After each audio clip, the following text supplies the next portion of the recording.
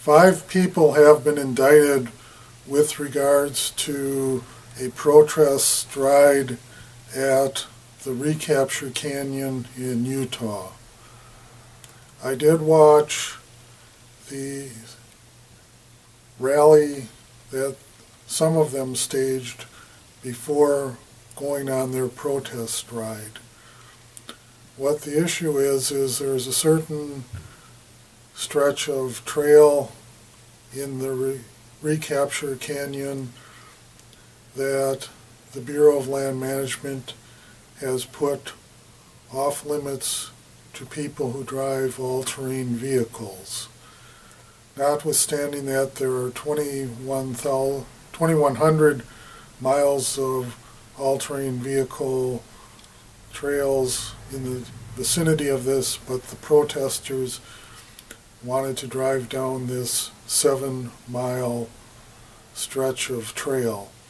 The trail is open to foot traffic and people on horseback.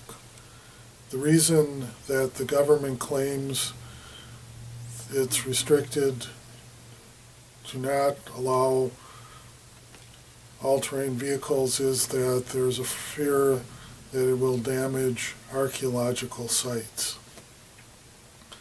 Based on the rally that I saw with regards to the people who engaged in the protest, their claim seems to be that the land does not belong to the United States.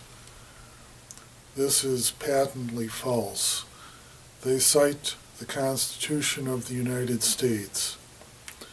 If you look at the Constitution, the part they rely on is Article 1, Section 8, Clause 17. I will be posting relevant portions of the Constitution at the end of this video. It reads,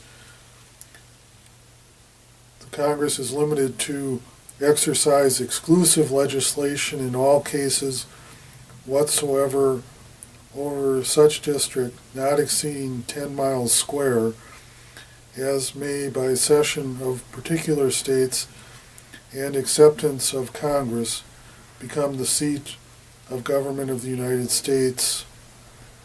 So that is referring to the process whereby Congress acquired exclusive legislative rights over what became the District of Columbia.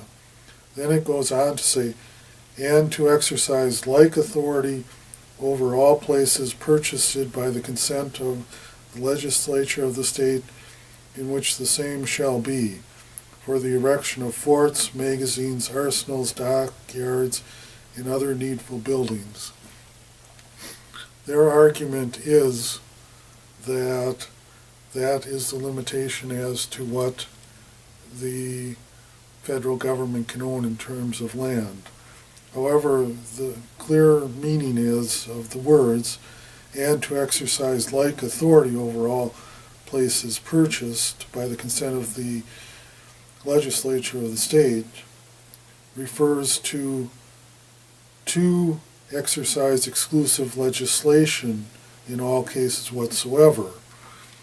With regards to the land in question, the federal government does not claim to have the right to exercise exclusive legislation.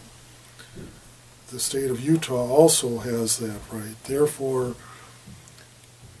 our Clause 17 is only referring to exercising exclusive legislation. They choose to ignore Article 6 of the Constitution, which says,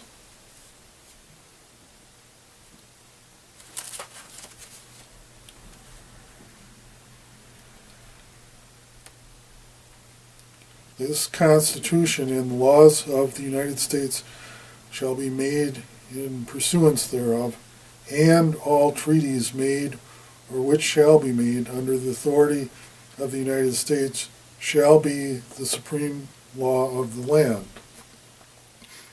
That means treaties are the supreme law of the land.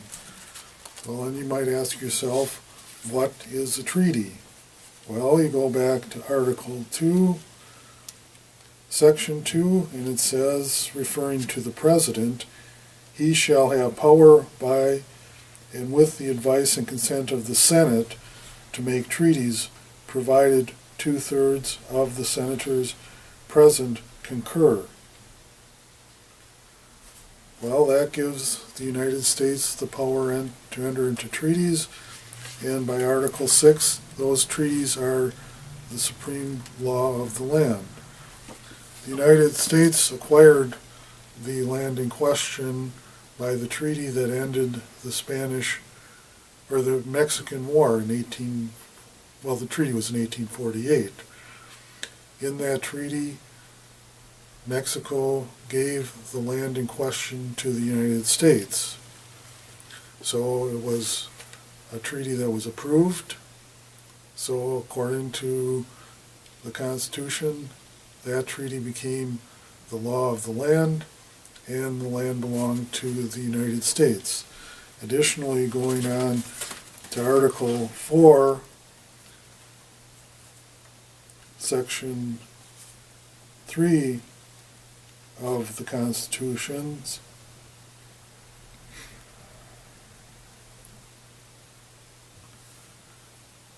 the Congress shall have power to dispose of and make all needful rules and regulations respecting the territory or other property belonging to the United States. The United States acquired that land by the Treaty of 1848, and so it belonged to them. And nothing in this Constitution shall be so construed as to prejudice any claims of the United States or any particular state. So this clause takes precedence over other clauses in the Constitution, and that would particularly be Article 1, Section 8, and so the claims are not precluded, and that takes precedence over it,